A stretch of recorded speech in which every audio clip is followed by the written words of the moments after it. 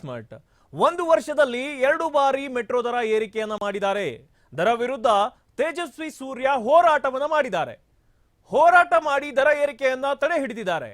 ಅಂತವರನ್ನ ಈ ಸರ್ಕಾರ ಬಂಧನ ಮಾಡಿದೆ. ಸಿಎಂ ವಿರುದ್ಧ ಮಾಜಿ ಸಂಸದ ಪ್ರತಾಪ ಸಿಂಹ ವಾಗ್ದಾಳಿಯನ್ನು ನಡೆಸಿದ್ದಾರೆ. ಈಗ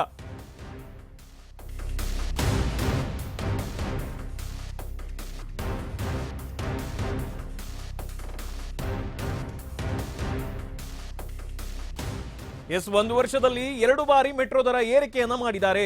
ದರ ವಿರುದ್ಧ ತೇಜಸ್ವಿ ಸೂರ್ಯ ಹೋರಾಟವನ್ನ ಮಾಡಿದ್ದಾರೆ. ಹೋರಾಟ ಮಾಡಿ ದರ ಏರಿಕೆಯನ್ನ ತಡೆ ಹಿಡಿದಿದ್ದಾರೆ. ಅಂತವರನ್ನ ಈ ಸರ್ಕಾರ ಬಂಧನ ಮಾಡಿದೆ. ಸಿಎಂ ವಿರುದ್ಧ ಮಾಜಿ ಸಂಸದ ಪ್ರತಾಪ ಸಿಂಹ ವಾಗ್ದಾಳಿಯನ್ನು ನಡೆಸಿದ್ದಾರೆ. ತೇಜಸ್ವಿ ಸೂರ್ಯ ಬೆಂಗಳೂರಿಗರ ಪರವಾಗಿ ಹೋರಾಟವನ್ನ ಮಾಡಿದ್ದು, ಸಿಎಂಗೆ ಉಡಾಫೆ ಮಾತನಾಡುವುದು ಬಿಟ್ಟು ಏನೂ ಗೊತ್ತಿಲ್ಲ. ಕರ್ನಾಟಕ ಕಂಡಂತ ಅತ್ಯಂತ ಪುಕ್ಕಲ ಹೇಡಿ ಸಿಎಂ ನೀವು.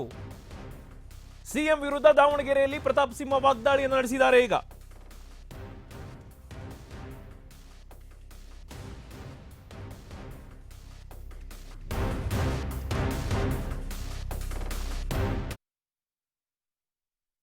ಕಳೆದ 1 ವರ್ಷದಿಂದ 2ನೇ ಬಾರಿಗೆ ಮೆಟ್ರೋ ಪ್ರಯಾಣ ದರವನ್ನು ಯಥಾತಥವಾಗಿ ಏರಿಸಿರುವುದರ ವಿರುದ್ಧವಾಗಿ ಸತತವಾಗಿ ಧ್ವನಿ ಎತ್ತ ಬಂದು ತಾಳ್ಮೆಯನ್ನು ಪರೀಕ್ಷೆನ ಈ ಸರ್ಕಾರ ಮಾಡ್ತಾ ಇದೆ. ಇದನ್ನು ಇನ್ನು ಮುಂದೆ ನಾವು ತಡ್ಕೊಳಕ್ಕಾಗಲ್ಲ ಅಂತ ಹೇಳಿ ಅದಕ್ಕೆ ಪ್ರತಿರೋಧವನ್ನು ಒಡ್ಡಿ ಹೋರಾಟವನ್ನು ಮಾಡಿ BMRCL ಅವರು ಅದರ ದರವನ್ನು ಏನು 5% ಹೆಚ್ಚಳ ಮಾಡಿದ್ರು ಅದನ್ನು ತಡೆ ಹಿಡಿಯುವಲ್ಲಿ ತೇಜಸ್ವಿ ಸೂರ್ಯ ಅವರು ಸಫಲರಾಗಿದ್ದಾರೆ. ಒಂದು ಒಳ್ಳೆಯ ಹೋರಾಟವನ್ನು ಮಾಡಿದ್ದಾರೆ.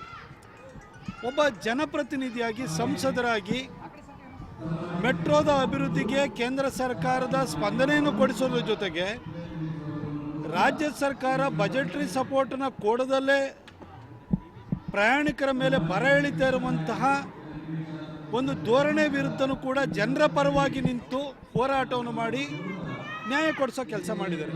ಆದರೆ ಇವತ್ತು ಈ ರಾಜ್ಯ ಸರ್ಕಾರದ ಖಜಾನೆ ಖಾಲಿಯಾಗಿದೆ, ಖಾಲಿ ಡಬ್ಬ ಅಲ್ಲಾಡಿಸ್ತಾ ಇದ್ದಾರೆ ಅಂತ ಹೇಳಿ ಸಾಂಕೇತಿಕವಾಗಿ ಖಾಲಿ ಟ್ರಂಕನ್ನು ಹಿಡಿದು ಅವರು ಪ್ರತಿಭಟನೆಯನ್ನು ಸಲ್ಲಿಸ್ತಾ ಇದ್ದಾರೆ. ಅವರನ್ನೇ ಅರೆಸ್ಟ್ ಮಾಡಿರುವಂಥದ್ದು.